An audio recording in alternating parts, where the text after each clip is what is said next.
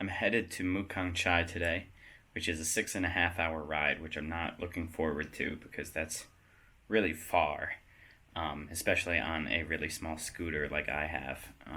So the drive is probably going to suck. Plus, it is of course raining. This morning it rained so hard it woke me up. It was pouring this morning. It's slowed down now, but it is still raining. So I kind of wish that I had decided to take the bus instead of driving myself. So I got to my homestay after a 6.5 hour drive, and what do they say? They say it's full, even though I booked online, and I had a booking, and my room was reserved. They gave it away. They didn't check the online side of their business, which infuriated me because after 6.5 hours, all I wanted to do was sit down and relax. So luckily, the owner went across the street to a neighbor and asked if I could stay at his house for the same price, and he said yes. So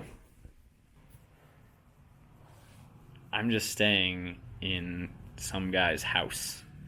I'm pretty sure this is like his daughter's room, I'm guessing. So I'm paying $300,000 for this room, which is about $15. And it's a nice big bed, comfy bed, center of town. $15 isn't that bad of a price for Mu Cang Chai in the golden rice season. It's just weird, I'm just staying in some random guy's house. It's just kind of weird. This hasn't happened to me before. Last night was not a very good night. I didn't sleep very well. There was a goddamn chicken crowing out right outside my window all night. And then the residents of this house got up at 5:30 in the fucking morning and turn on all the lights and start talking really loudly in Vietnamese. And it's just really annoying. I'm annoyed at the homestay that gave away my room that I booked online. I'm not frustrated at this guy because he's just doing his neighbor a favor. It's not his fault, he gets up at 5:30. That's his thing. This is his house. I'm not frustrated at him. I'm frustrated at the homestay that gave away my fucking room after I booked it online. Like, what the hell is the point of booking it online if you get there and they're full? It's just, ugh. It's really wet and foggy and gross today. This vacation is kind of turning out to be a little bit of a disaster. So by the looks of things, about half of the rice has already been harvested, and about half of it is still left to be harvested. What's cool is the water buffalo, they just can walk in the harvested rice now. Like, a whole new world is open to them, which is pretty cool. Look at those two just fighting with each other. This is where I'm eating lunch. It's very pretty. The bridge over there, there's some kids hanging out. It is a cool little spot. I like it. This is another one of those kind of places where it's just unbelievably gorgeous everywhere you go. You ride down a road and you want to stop every 10 meters, which is what I've been doing.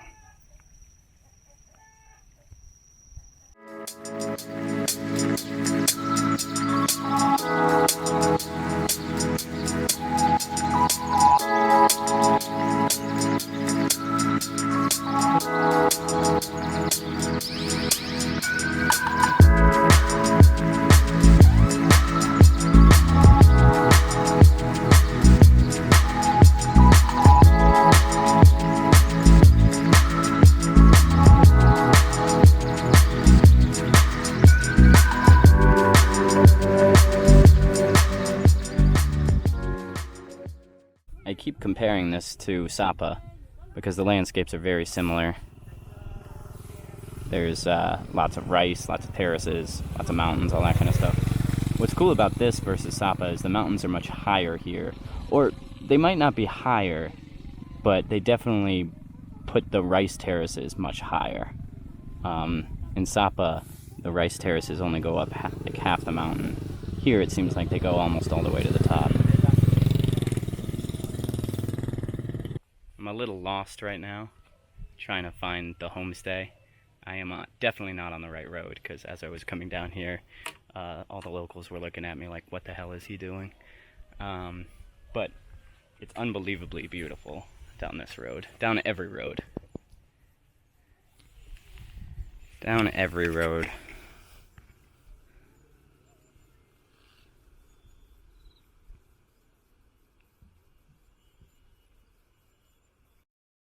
I especially like it when the rice paddy, there's a topmost rice paddy and a bunch of them, a bunch of terraces going down from that top one. It just looks so cool.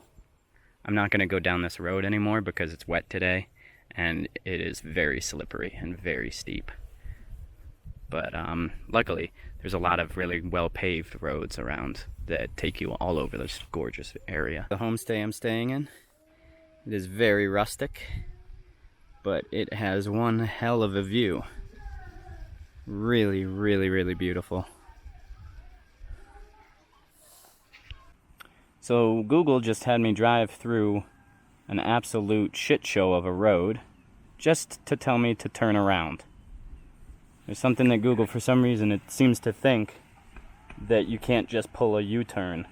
So it redirects you like 5 miles out of the way just so you can turn around. It's so frustrating. Luckily, I don't mind too much because, I mean, look at that.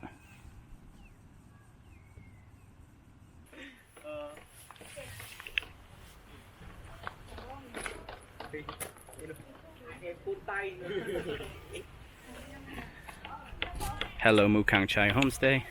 I was here 1 year ago. That little girl was half her size. I'm here again just because, I mean, why wouldn't I come here again? Look at that view. It's absurd.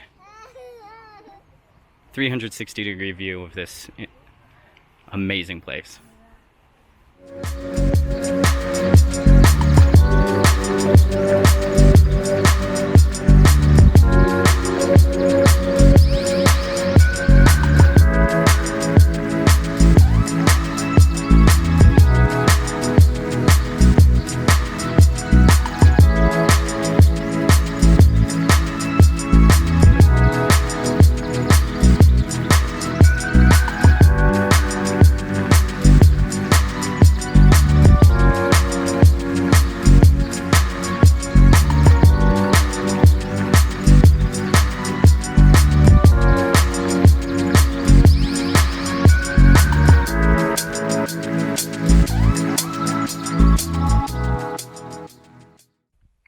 While at Mu Cang Chai Homestay, I met a dude named Jesse, and he promised me to show me the choice spots of Mu Cang Chai because he had been staying there for a month.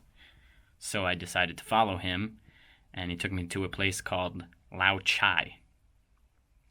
And yeah, it was pretty gorgeous.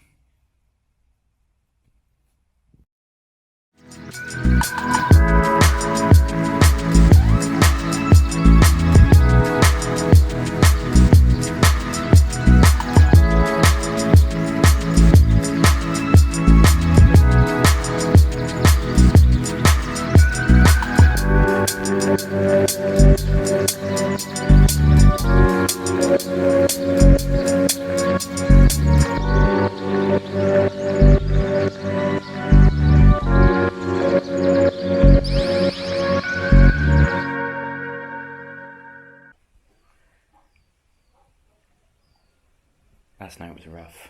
There was a chicken crowing all night. There was a pig making noises. It was cold, and the bed was not comfortable. But it is a cool little homestay. Very rustic. Very authentic. And the people are incredibly friendly and nice.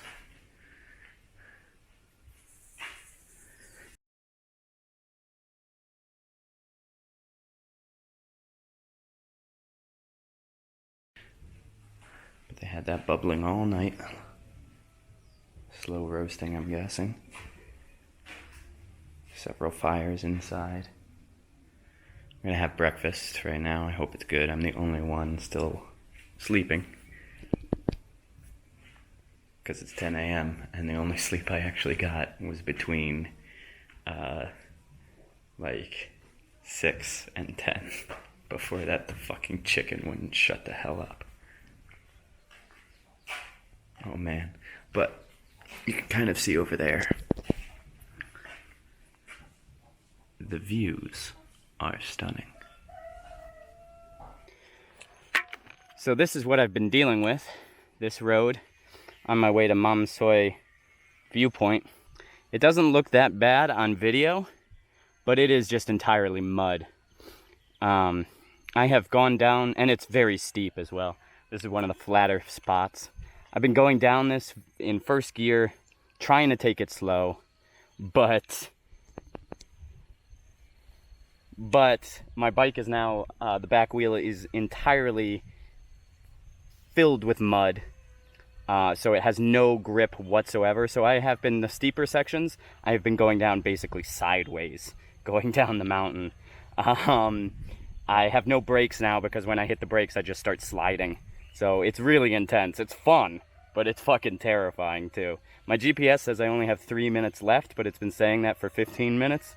So hopefully, I'm hoping there is a highway over there. I'm hoping I hit that soon. Because this is fun, but I definitely don't want to do it for more than like 10 minutes. I found pavement! Yes! I found pavement! Oh, thank God. I don't know if this is the right road, but this is now my road. I'm following this road. Don't care where it goes, because that was exhausting. That was one of the worst roads I've ever been on. What's frustrating is the bike I had last year was an off-road bike. It would have eaten up that road. That road would have been amazing on that bike. But on this bike,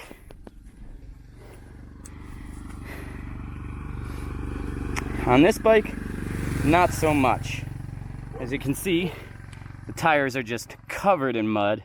No grip whatsoever. Going down the mountain sideways makes for a cool story, but while it was happening, it was fucking scary. But I didn't drop the bike, and I didn't get hurt, so I call that a win. I made it to Mu Cang Chai viewpoint. That was a intense way to start the morning. Holy shit. But I made it. I'm here now. It's pretty touristy, but it's beautiful. Ah, man. And luckily, I think I only have nice roads back. I do have to do a 6.5 hour drive today, which I'm not looking forward to, but I'm kind of putting that off as long as I can. And with scenery like this, you know, it makes you never want to leave.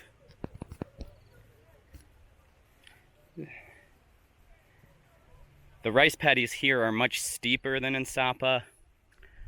And although it is touristy, it's not built up touristy.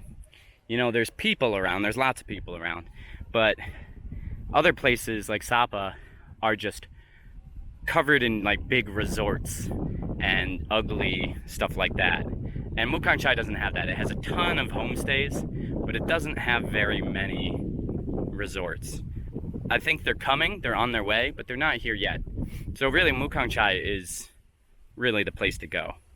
I prefer it in winter when there's no tourists and the whole place is a ghost town except for locals. I like it more then. It's just as beautiful. It's not as colorful, but you can still see the rice paddies and terraces very well, and it still looks awesome. It's not quite as colorful, but I think it's just as beautiful. So I prefer it in the winter, but now it is unbelievably beautiful as well. So it's nice to come back and get a different perspective of places I've been before.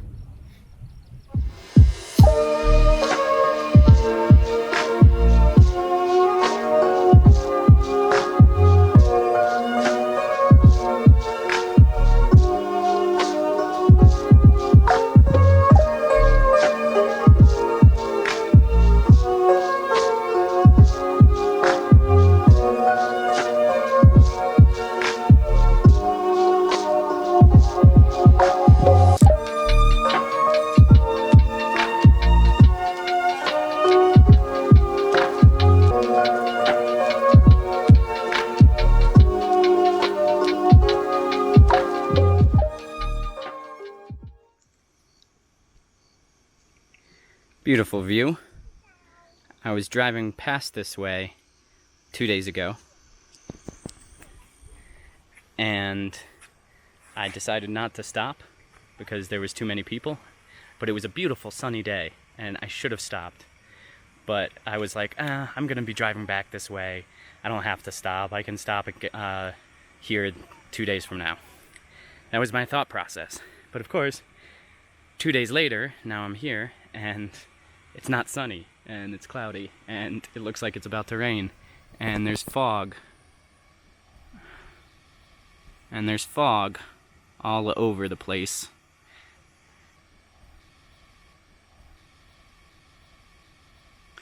It's especially frustrating because on the other side of the mountain where I just came from, it's a beautiful sunny blue sky day. But of course today, or of course on the other side of the mountain, it's foggy. So I have a new rule. Always stop if it's good weather and you're passing something beautiful. Always stop. Don't leave it for the next day, because the weather here is very unpredictable. I will never understand the obsession with Vietnamese, Chinese, and Korean, probably Japanese. Lots of Asian girls really like to take pictures in front of signs. And I don't really get that. There's that sign behind me. It shows where you are, but it's never a good picture. It's just some words on a sign. There's this beautiful view over there, and they're all taking pictures in front of the sign. It's bizarre. And you see it everywhere. I don't think you can see it on video. Maybe. There's a little white thing, a little speck down there that's floating around. That's a paraglider. I met a guy who just did this over this valley. He went paragliding 2 days ago, and he said he was really scared at first, but as soon as he went off, it was very zen and calm and quiet. So he kind of convinced me to do it, and it only cost $2 million, which is about $80. Not a lot of money. This view is spectacular, though. Completely different than on the other side of the mountain. The terraces are much smaller on this side. The mountains are the same size, but you can see there's a lot of rice in the valley rather than on the mountains. I don't know why these mountains don't have terraces like the other side. Maybe it's a different group of people. I think in the valleys it's usually Tay people or Thai people, whereas in the mountains it's Hmong people. So maybe this side is Tay and on the other side it's Hmong. I don't know, it's interesting.